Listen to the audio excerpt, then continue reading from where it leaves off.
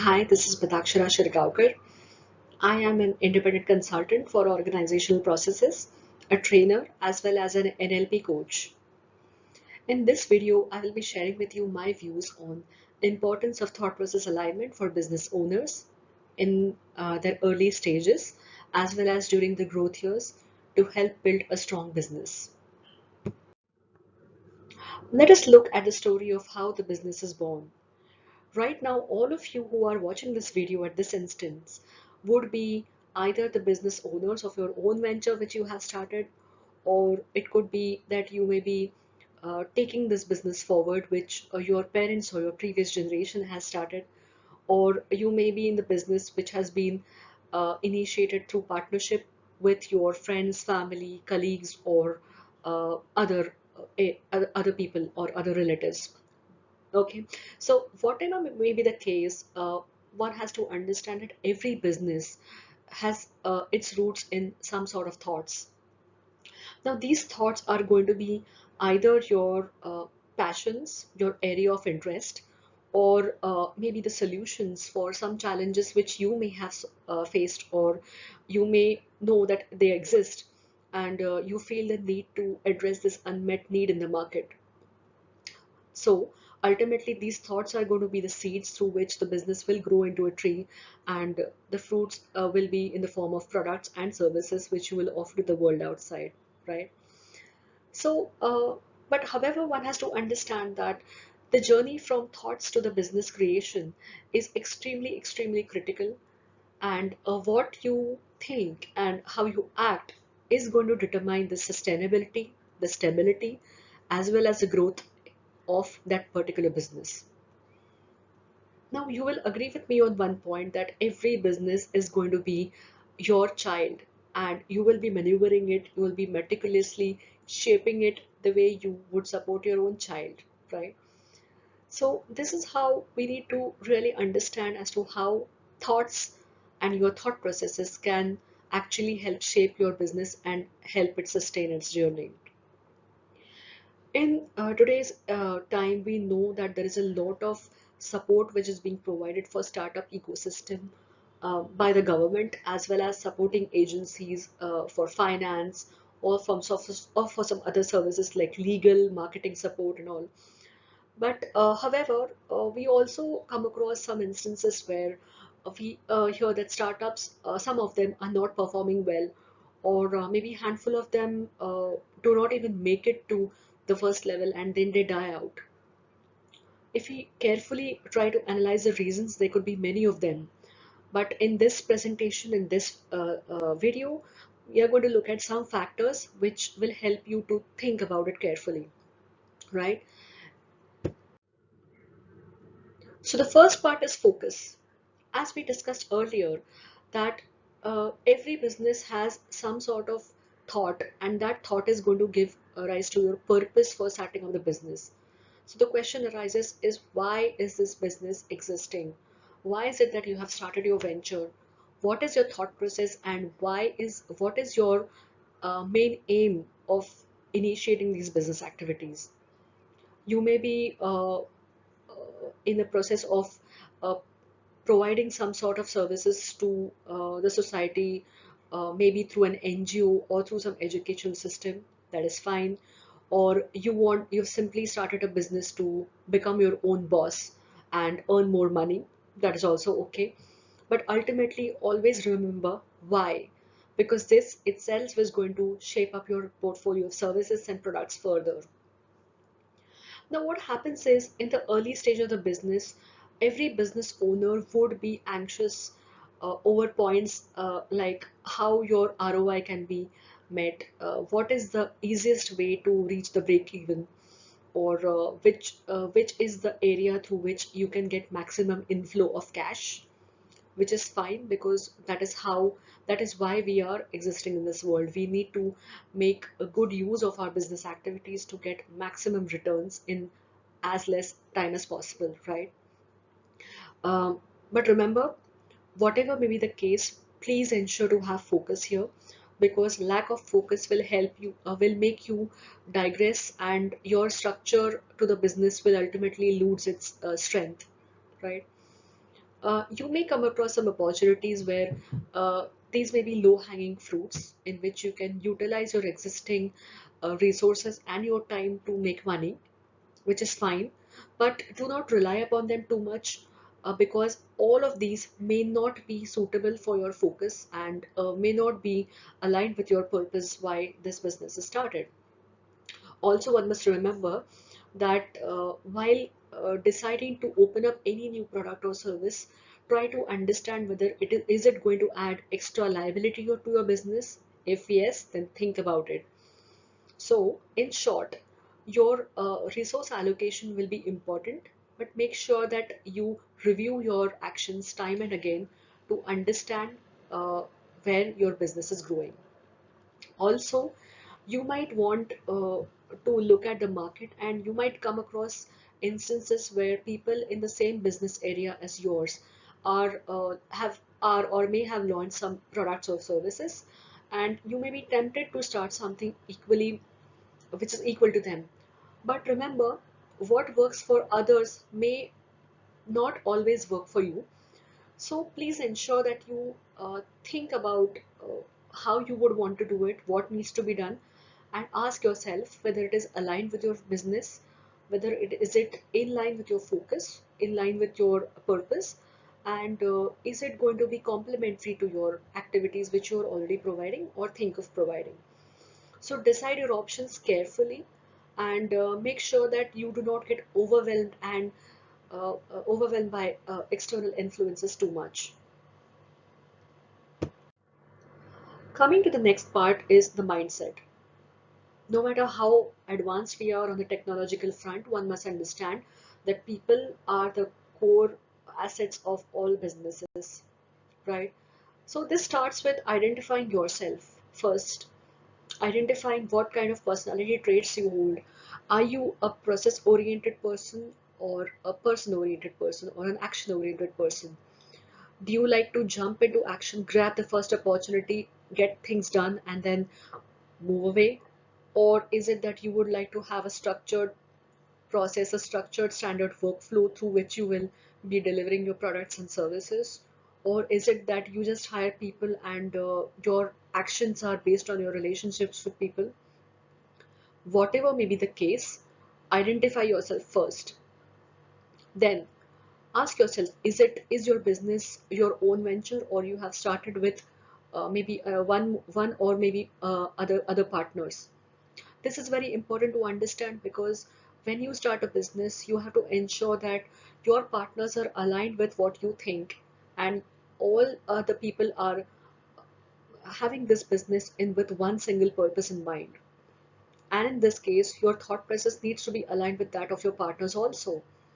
Also remember that when you grow your business, there may be some senior level people, like for example, a head of operations in your department, in your organization, who will be handling the activities for delivery of the products and services, while you will be out for growing your business and developing the clientele further. So ensure that you and that person would be aligned here. Now remember, this comes with a caveat that you may not be exactly aligned with them, that's fine, but at least a core understanding has to be there. Different views are always welcome, because it helps us easier to brainstorm and see how solutions can be achieved through different ways for problems which may occur during your business growth. But remember, if the difference of opinion is major, then that gap can go on increasing as your business grows, and this can be a problem in your growth later on. So remember, any sort of difference of opinion needs to be taken care of before, and if any tough decisions need to be taken, be sure you do it at an early stage so that later on it doesn't become a severe problem of conflicts afterwards.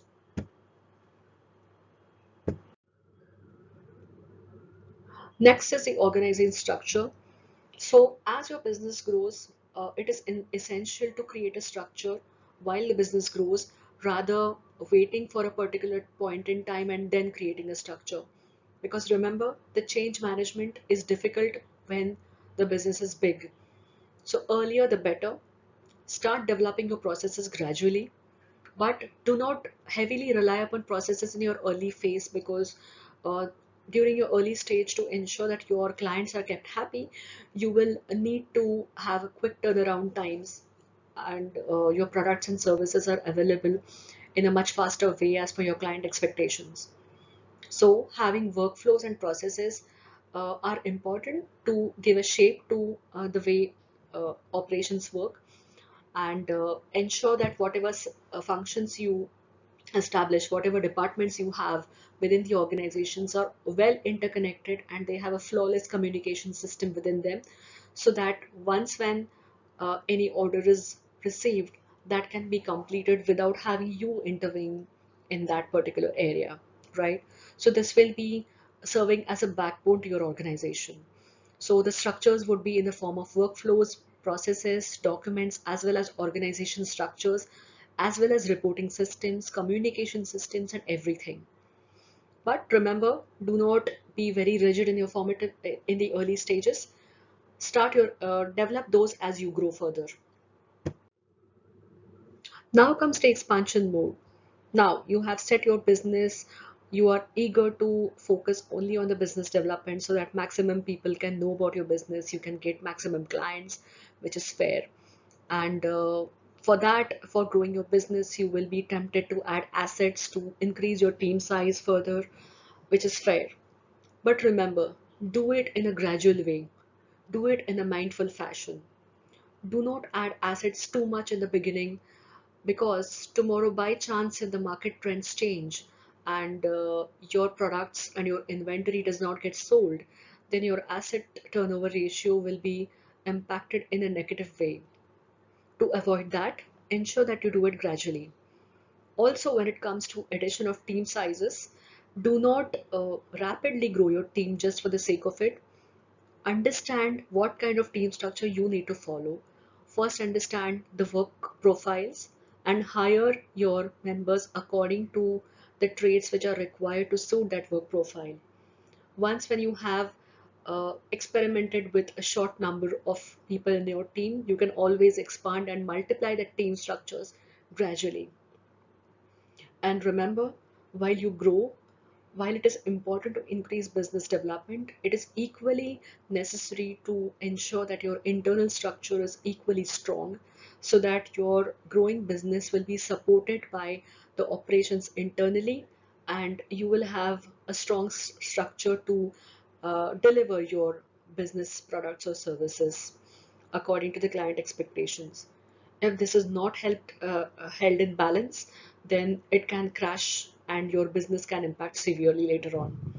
So while growing aggressively, please ensure that you do it in a balanced way, where you have a two-pronged approach of growing your business externally as well as increasing your strength internally.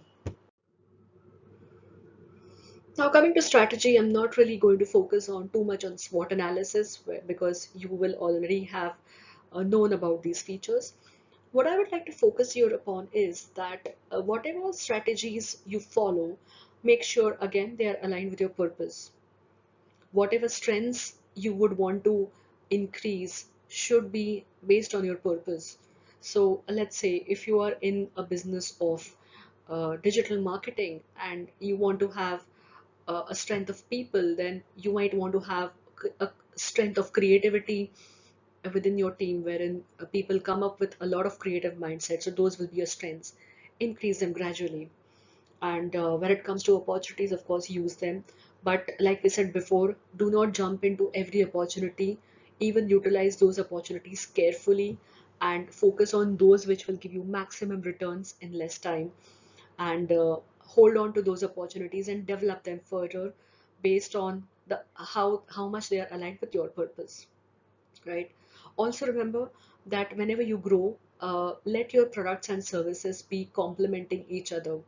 For example, according to your purpose, if you want to have a mix of products and portfolios, products and services in your portfolio, where one segment, one section of your portfolio increases your cash flow, and the second is going to increase your market value in the society as through some unique advantage, make sure that they are complementing, so there is a balance of you giving externally as well as uh, there is equal amount of inflow, but through some other product or service.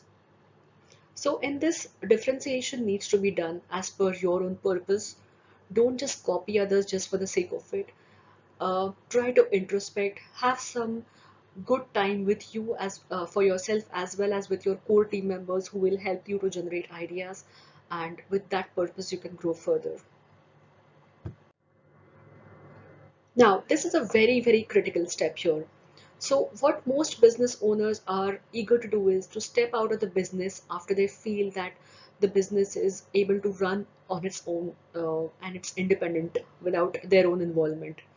You may want to go out on a vacation, or you might want to go on business trips where you want to grow your clientele further and all. And you have your team back end who is doing the work, which is fine.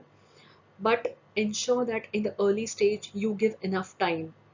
Do not start moving out of the operations and those kind of areas in a very nascent stage, because that might not be the most healthy way to do it. And while you're doing so, like we said, that ensure that whichever people are hired in your team, they're aligned with your own business purpose. Make sure that your ideology, your purpose is aligned across through your hierarchy vertically as well as across department in a horizontal fashion.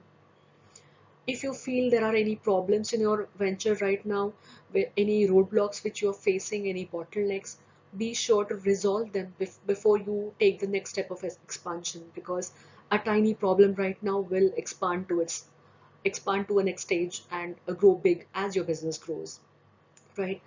And when you feel it right, make sure that you decentralize and uh, start delegating the activities, because every activity should not be a bottleneck. So there has to be a healthy way in which for the activities in which you must be involved, and some, those activities in which you need to step out gradually.